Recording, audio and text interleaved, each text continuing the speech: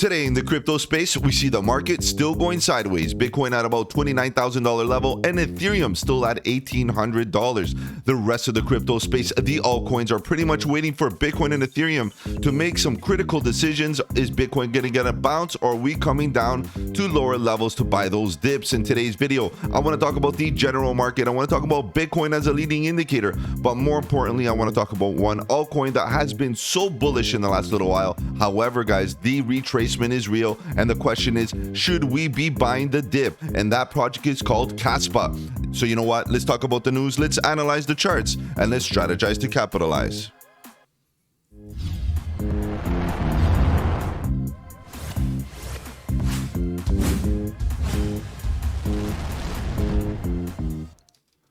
Welcome to the channel. My name is Mike, and let's get right into it, guys. If you're new to the channel, welcome. On the channel, we talk about cryptocurrency, Bitcoin, Ethereum, and all the altcoins, looking for opportunities, whether we go up or down, bearish or bullish. All we want to do is stay one step ahead of the market so that we can capitalize on any of the volatility. And if you appreciate the strategy, subscribe to the channel and click the bell so you don't miss out on any of my future videos, including the live streams at 7:30 Eastern, where we talk about crypto news and price action. Guys, if you have any projects that you want me to cover in the videos or on the channel in general, feel free to let me know in the comment section below or hit me up on the socials. The links are in the description below. Of course, guys, that Discord group is a great place. Very hot community, posting a lot of alpha throughout the day, good trade setups, all that good stuff. Go check it out. All right, guys, let's see what's happening here with this market. Bitcoin getting a bit of support. I feel like Bitcoin could be getting a bit of relief to the upside in the immediate short term. A bit of relief. We have some good indications that there might be a bit of momentum to the upside with regards to Bitcoin. However, I still feel that a best case scenario, we get to hit about 32,000 more or less, maybe to grab some liquidity at those higher levels. But overall, guys, I'm not feeling that confident. I'm not feeling that confident that it's going to be a sustainable push to the upside. So this is why I feel that I should be very, very careful getting into fresh longs with regards to Bitcoin, of course. And the CPI data came out and, nothing really happened. Inflation is under expectations. Okay, that's great news. But really, you can see, given the positivity, the momentum in the charts or overall the market did not react that crazy. So for me, it's about hanging steady, being very, very patient, and giving the market time to kind of, process some of the news. And at the end of the day, guys, let the trades come to you. Don't start looking for them. You're going to be in front of a computer, in front of the screen, looking for those trade setups. And sometimes your brain basically looks for them in such a way that you're making the trades instead of letting the trades come to you. So be patient with yourself, find good opportunities. Risk to reward ratio is your friend. You have to basically look for the best opportunities and take the trades only on the best opportunities. There are some opportunities that are not so good, and maybe you can take some risk, but really risk is your enemy. And Bitcoin right now, in my opinion, is one of those scenarios where risk could be my enemy. So I'm not interested in getting into any fresh longs with regards to Bitcoin. So I'm going to be very patient with Bitcoin, let it do its thing. Show me the true colors, and then I'll definitely make a plan. But right now, it's all about the altcoins, guys. Let's go see what's happening here with the general market. Before we get into the Bitcoin price, we'll look at the Bitcoin chart quick, so see if we can get an edge on the market, see what's happening with Bitcoin. And then, of course, today's video is all about Kaspa. We'll take a look at Kaspa. The ticker is KAS. So go check that out. Go do your fundamental research. But nonetheless, this thing has been doing very well in the last little while. So I feel like we are due for an update. Let's and obviously for a learning experience, some good technical analysis has been playing out here. So we'll take a look at KAS very soon. But you can see, generally speaking, a lot of these altcoins are either at range highs, like Dogecoin right now is at range highs, maybe looking for that breakout. Does look a bit like a cup and handle being formed here, but it is at range highs. So that for me is really good. It's not really that green. It's 4% in the last 7 days, but the structure where it's at right now could be looking for a breakout. So be careful there, because Dogecoin could be looking for some positive momentum to the upside. If you're in a fresh long already, hold that long. Make sure you put yourself at break even, protect yourself, because if a Dogecoin does not make a move any moment now, we are getting a rejection off that previous high. And guys, that's where you got to protect yourself. Solana looking really strong, still 10% to the upside, give or take.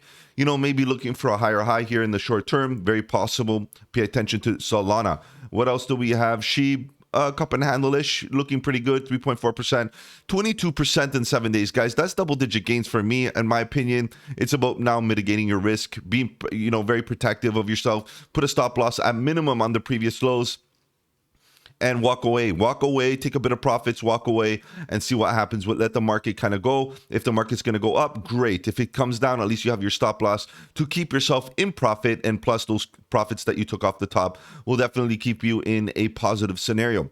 Let's continue here. AVAX at the top of the range, maybe looking for that breakout. Chainlink looking strong again. Well, maybe he reaches range highs. If it gets rejected off those range highs, guys, we could see Chainlink coming right back down to range lows once again. It's been ranging for a year, or give or take. So I don't know. Chainlink right now has been boiling up. Maybe it does really need to kind of release some pressure very soon, so we could see an explosive move at any moment. But right now, it's still within the range. What else do we have? Monero, not really interested right now. HBAR getting a pullback after a few good moves to the upside. Still so good. It could be a little bit of a retrace before we continue up.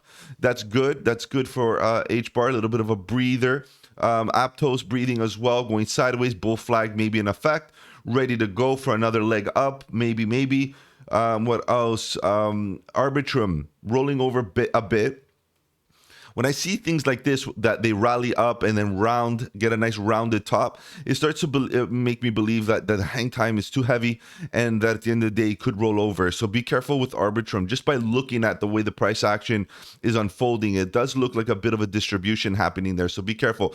VeChain waking up a little bit, guys. VeChain is waking up a little bit. I'm expecting VeChain to do some great things in this bull run. I like VeChain. The team is still strong, holding slow and steady. And for me, this is a good sign of potential movement. Okay, so be careful with VeChain. If you're interested in VeChain right now, VeChain and a lot of the layer ones are basically at the bottom of the range.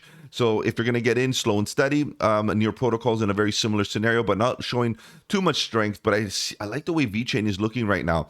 I'm thinking about covering VeChain in tonight's live stream. Guys, just a reminder, if you have any projects you want me to cover on the channel, a great place and time is to request them on the live stream at 7:30 Eastern, where we talk about crypto news and price action. For now, I'm going to put VeChain on the list, and I'll put your request at the top of the list, of course, in priority as you guys request them tonight. All right, so right now I'm interested in VeChain. I want to see what's going on there. It looks interesting.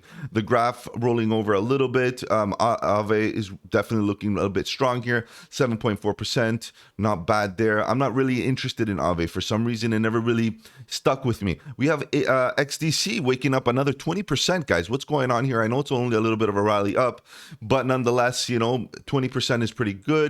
Now, today's all about Kaspa. Kaspa did so well. Now, the price action here on this little chart is not giving it justice. The data here in these columns are not giving it justice. This thing rallied up significantly, and it just began its potential descent. And this is the question now. Have you, number one, taken profits? Number two, are we going to get another profit-taking opportunity? Number three, are we going to be buying the dip, and when? So this is why I want to come to you with a video on Kaspa. I think it's a good learning experience to reflect on the trade setups that we've been calling here on the channel for the last little while, keeping our strategy accountable, right? We want to make sure that our strategy is on point and that it's working, and at the end of the day, we can remain profitable using this strategy. So I definitely want to keep an eye on Kaspa, and that's why I'm going to be getting into a bit of the details. Guys, hang tight. We're going to do that very, very soon. Let's continue here. We have stacks, getting a higher low, which is really good, very necessary. Holding support. If you hold that support, getting a nice confirmation high, a higher low, guys, it's pretty good. Pretty good for stacks. I like the narrative. I like the application. I like everything about it. So it's pretty good. What else do we have here? Anything interesting?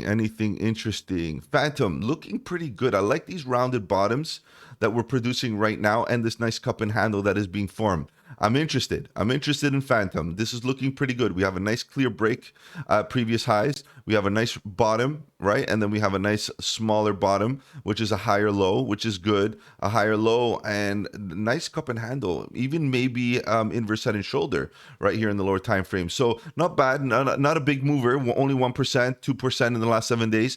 But if you're going to get in now, you're probably going to get in prior to the pump, right? You're not going to get in after the pump. So you got to have to be like forward thinking right now and trying to stay one step ahead of the market. So Phantom might be due for a little bit of a rally up. So pay attention to Phantom. It has been quiet for a while. We'll cover Phantom tonight as well, give it a quick update. We did talk about it last night in the live stream, and yeah, Phantom was looking good. So I just want to keep up with it, because even for myself, I want to make sure I have a position ready to go if it does rally up. So we'll pay attention to that. Render looking pretty good, maybe getting a bit of relief right now, only 2%. It's up to $1.70. I still feel that we can come down a bit lower. So I'm going to be very patient on Render. I'm going to be buying some of my Render bag back. I took significant amount of profits, and I want to be able to reaccumulate at lower levels. I'm looking at other projects within the same narrative as well, and I'll keep you posted as to what I'm buying along the way. Right now, I haven't done a major purchase in a long time. I've been trading, taking profits, buying low and selling high. I traded Render, I traded Kaspa,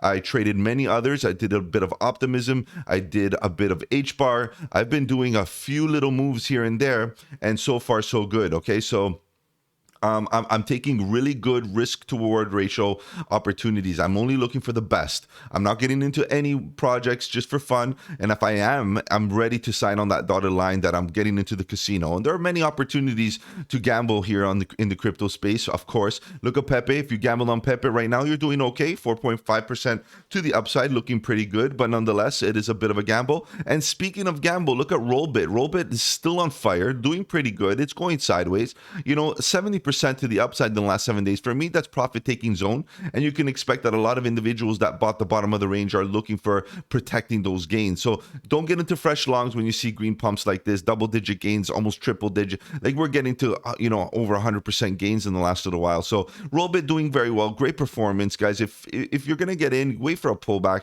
At least you know that you didn't buy tops. Right now, if you get in, you pretty much bought the top. If it retraces, you're gonna feel like pretty bad about being one of those individuals that got caught for exit liquidity. So be careful with Rollbit. Fundamentally, the project itself, I have nothing against it. It's just price action. That's all it is. It's just price action. If price action tells me something, I'm here to trade. I'm here to make gains. I'm not here to really look at fundamentals only. I want to look at the price action, right? Fundamentally, it might be great, and I'll be accumulating at lower levels. But right now is time to protect your gains and walk away with some scrape some off the top. Let's continue here. What else do we have?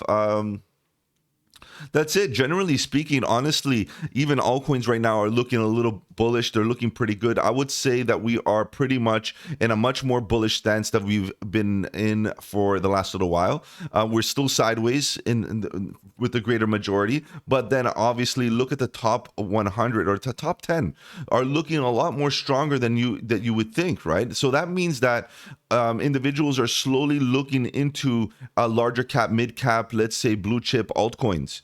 And this is the thing here. If blue chips are the first entry for, money flow, expect that eventually these things should do well, and then we should see the money flow to lower caps bit by bit, right? So this could be an indication that maybe the altcoin season is in effect, and we're beginning a potential altcoin season. Seeing the blue chips, the large cap altcoins rally up first gives us an indication that the money is flowing from Bitcoin into blue chips, and then from blue chips to mid caps to low caps, and you get my point, to the point that we can get all the way down to the micro cap, degen plays, meme coins, and all that good stuff will all get their turn. All right, guys. So I'll keep you posted on what I see right now, but I feel like the layer ones, the large blue chips are the place to be. I can see that they're looking pretty strong overall. Just take a look at, for example, even Tron right now. It's bottom of the range, breaking to the upside. Matic looking some really good. Like it's looking like it wants to get to those higher levels bit by bit. Okay, guys, let's get right into the charts. I know you're here to talk about charts. Let's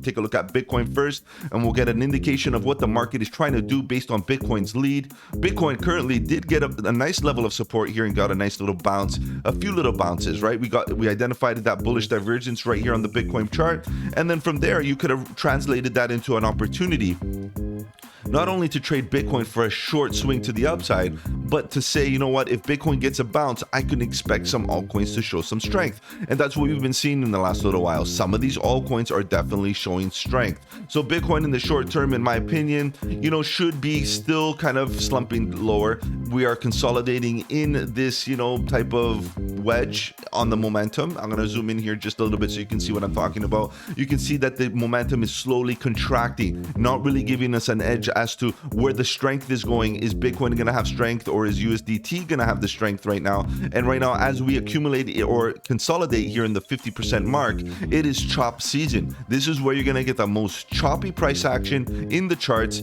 ever, especially here on the daily. So be careful. If you want to get into lower time frames, you might be able to find some opportunities, because you can get into volatile extreme conditions here on the RSI and maybe get into a trade. We got into overbought scenarios here on the 4-hour. It could be very likely that we retest and continue to the downside, and that would be our opportunity to get into a short position and see Bitcoin coming down to lower levels. But bit by bit, guys, we're going to take it easy here on Bitcoin, because it's very volatile in the sense that within its tight range, we're seeing Bitcoin bounce up and down many times a day, hitting those $30,000 levels and coming down to about 28, give or take.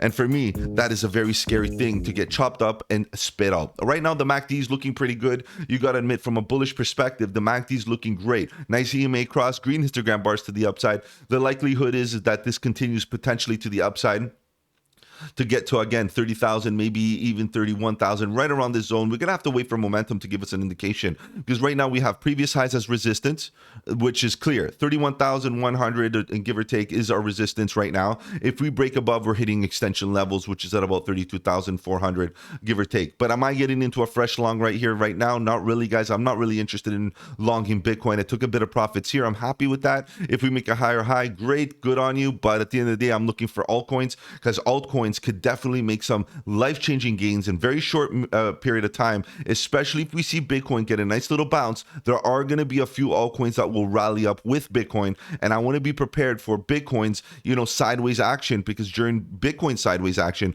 altcoins will take full advantage, and we'll see them rally up and get that season. So I'm packing bags right now. I'm preparing for the season. When it does come around, guys, you will know it. You will see all altcoins run up heavily. All right, guys, let's take a look at Kaspa. What is happening here with Kaspa? In the last little while, we've been talking about Kaspa almost each and every day, especially on the Discord. The community's been very, very, in tune, trying to stay ahead, trying to figure out what to do with this Kaspa scenario. And Kaspa definitely melted a lot of faces. It rallied up with a lot of strength, exceeding all expectations. And this is the thing here now. Now is the time to protect yourself. Now, he did rally up.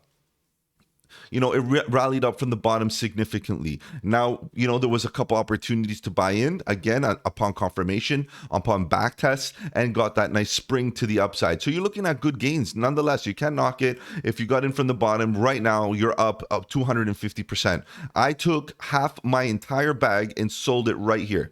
I made it very clear on the Discord. Go check it out. Go follow me on the Discord. Go follow the community. We're very active in there, trying to help each other out, find entries and exits, and support one another. So that's a great way to actually, get sentiment and overall get some confluence with other traders. So right now, this is my thing. Right now, I'm looking for buying back into Kaspa at lower levels. Now, how low could we go? How high could we go? Could we get another impulse to the upside? Guys, I feel like the market's always going to give you some opportunity to potentially take some more profits. Maybe not as high as this high, but maybe another attempt. For example, look what happened here. Rally up, pullback. Initial pullback, confirmation high. It was a lower high, but this was your second chance to take profit.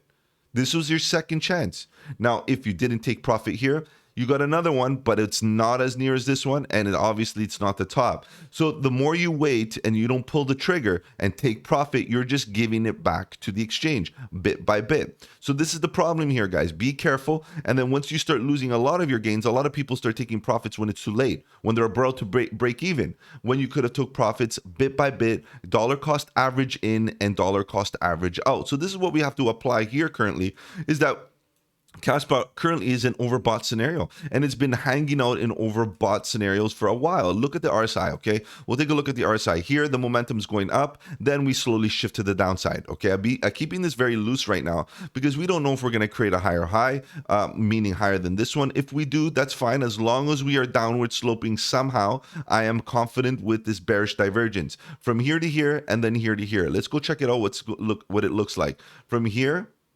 to here, upward sloping, beautiful, fine, up the whole thing. But right now, from this high to this high, you can see the momentum is shifting down, right? That's one drive of bearish divergence. Higher highs on the price action, lower highs on the RSI. And the MACD is showing us the same thing. On these two clusters of histogram bars, we're getting the same pivot point type of, basically an indication that the momentum from the bulls is slowly diminishing over time as the price continues going high. Think about a car. Think about a car that's losing its gas going up the hill. You're going uphill and all of a sudden you ran out of gas. Yeah, you'll continue going up until gravity actually pulls you back. So that's exactly what's happening. The gas is running out, but still the impulse from the gas is still pushing the car up. But as soon as gravity actually kicks in, we're going to start to roll over. So wait for the impulse to actually finish, get a few more confirmations, and then you'll have to start taking profits bit by bit, because you don't know when the car is actually going to start, rolling over. And this is what's happening here right now. We can get another impulse to the upside while maintaining this bearish divergence, which means, as long as the RSI is downward sloping, the MACD is downward sloping, and overall we see that the momentum is trying to pivot to the downside. Guys, I would be taking profits. If we get a lower high, a double top, even a higher high at an extension level, you got to be with that conviction. If we have that bearish divergence, slowly pluck away and take a bit of profits bit by bit. I'm prepared to take more profits if we go up a little bit more. I'm okay with that. If you followed me here on the channel for the last little while, I employed a very similar strategy on render and getting more aggressive with my profit taking as we went higher. Okay, the reason why I took half here is because at the end of the day, I made some massive gains, and I am happy taking away my gains. I don't want to leave them here on the market. I want to be able to, enjoy and go look for opportunities again with those gains, because it's all house money, and I'm happy with that. So for me, taking profits here was very strategic, but at the same time, it was worth it. So for me, coming down to lower levels, I'm happy. If we continue going up, I'm also happy. So when you feel that way, whether it goes up or down, you're okay with it. That means you're in the right scenario. You're in the right mindset, number one,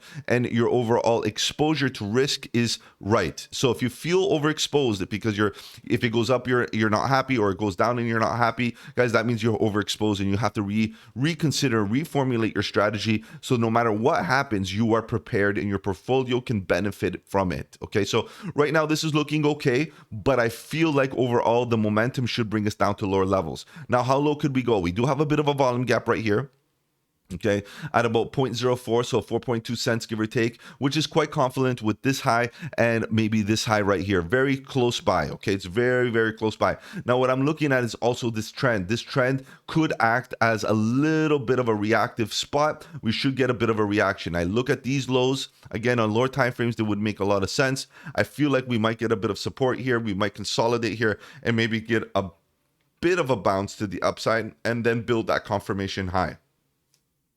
Confirmation highs are great. Confirmation highs are great because they reduce the risk and they give you that second opportunity.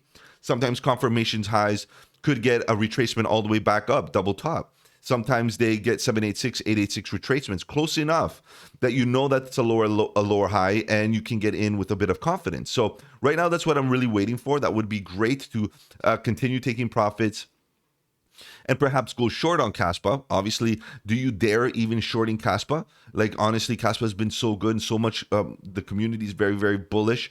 So that's really important. There's a bit of, not a really good sentiment on their Discord. Go check that out, guys. Apparently, the Discord right now is a bit salty and a bit not very supportive of the community, but I don't want to spread any FUD. But nonetheless, the tech is there, guys. The tech is there, and if we do get some support here, we could definitely get a bit of relief to the upside, okay? And overall, a rollover here. Look at the MACD. EMAs are currently getting that cross. We did get a fake out cross here before, and one right here. It could happen again. And I know the trend is your friend, but the trend is your friend until it's not. And trends are meant to be broken eventually. After 3 touches on a trend, you're starting to run the risk that it's going to break. Okay, so we got many touches on this trend, and we are currently respecting this trend many, many times. So this is definitely a trend to the upside. I'm expecting a touch, a reaction, and then finally come down. And we got to obviously stay one step ahead here and take a look. We have, the volume gap that could act as some support right here. So I don't know if I should be putting in some horizontals. This, honestly, I feel like dragging it up just a bit. This horizontal right now is the most interesting area for me. And we do have that weak spot that I want to pay attention to, which is right about here.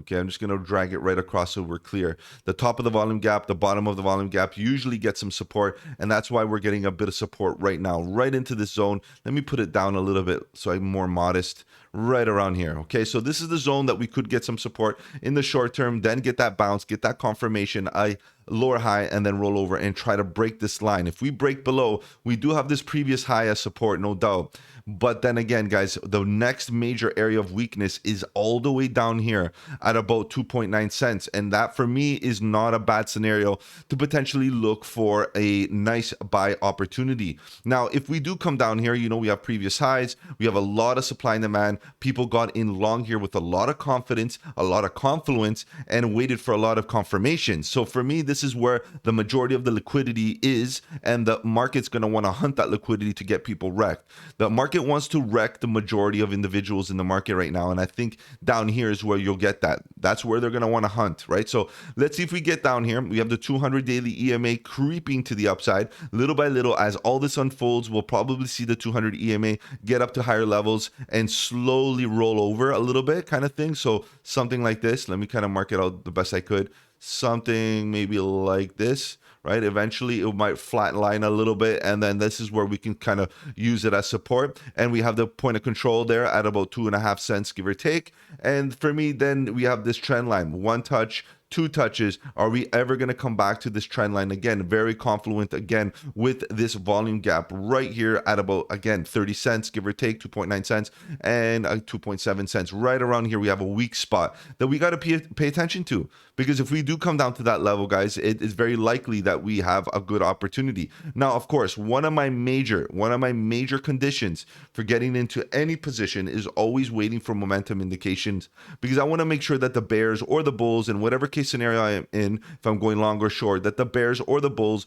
are exhausted. Right now, it looks like the bulls are getting exhausted here on the daily. And if we get a full reset, I want to get a sign that the bears are exhausted and then go long. So we're obviously one step ahead. Right now, it's about taking profits and going short. Okay, that's my opinion. Obviously not financial advice, but then when we do fully reset, I'm going to get bullish again, and I'm going to be looking for buy opportunities. Let's get into the 4-hour, because I think the 4-hour is a great opportunity to actually see the price action and how it's unfolding in more detail. You can see that we are getting that head and shoulders type of formation at very critical levels currently, guys. We can see that we're at the top of a volume gap, which we have a weak spot we identified already. We have this shoulder, a head, and potentially another shoulder right here, and it could be that this is the neckline. If we break below the 0.43 cents, guys, it could be that we snap a little bit lower and eventually start breaking and cascading and coming down to those lower levels. This was one profit taking zone that I was interested in. I didn't take profits here. I actually took profits here. But nonetheless, this was a good one. Still, I feel like we could come down to this level for sure. Okay, this is a level where I'm interested as well to see where the momentum on the 4-hour hits, because if the 4-hour gets reset and if we're all the way down here getting bullish divergence and we are at this level, I'm going to make this green so that we can use this as a potential buy. I wouldn't mind getting into a short-term quick pump to the upside based on the 4-hour time frame. Right, that's it. Doesn't always have to be daily trades. It could be 4-hour trades. I don't go as lower than 4-hour. Okay, so that's my take. No lower than 4-hour. I like this horizontal level. The bottom of this gap right here is nice, right? So we can get into a long position right around here. And I'm liking these tops, and I'm liking the 200 EMA on the 4-hour. If we can get down to the zone and see the 4-hour RSI fully reset with bullish divergence, I wouldn't mind going in for a long for a quick pump to the upside. Of course, potentially going against the trend that is currently a pivot point. However, a nice confirmation to the upside, back testing this trend line, back testing this previous price action, could bring us back at minimum to the golden pocket 618 if we happen to get that little relief to the upside after a dump, right? So let's see what happens here. What does that mean? Swing high to swing low. Let's say we get down to here. Hypothetical, we could definitely get back to the golden pocket 618 at 4.7 cents, give ourselves another opportunity to scale out, getting rejected off this trend line as a back test. That would be bearish at AF, and then we get into a short position and come right back down. Obviously, all of this is talking like we're getting one step ahead of the market. Of course, it's just about coming up with a plan. If it does come down here, what are we going to do? I know what I will do. I'll be looking for bullish divergence on the RSI. I will be looking for, key structural patterns that, might give me the indication, like inverse head and shoulders, W's, inverse cup and handles, things like that. But I'm looking for bullish divergence in oversold conditions on the 4-hour, and then maybe clear stop loss, quick little pump to the upside, taking profits right around here and calling it a day. All right, guys, that's what I got here for Kaspa. Great bullish project, nice fundamentals, good stuff here happening, nice, great price action in the last little while. But at the end of the day, guys, taking fresh longs, especially after a project has done so well, is very, very risky. Guys, if you appreciated this video, do the channel a huge favor and slap that like button. It does really help out with the algorithm. If you want to follow me on those socials, the links are in the description below. Feel free to join that Discord group. It's a great community, great place, great alpha throughout the day, being posted all the time. Check it out, and I'll see you tonight at 7:30 Eastern, where we talk about crypto news and price action. Take care, guys. Have a good one, and don't forget, buy the dip.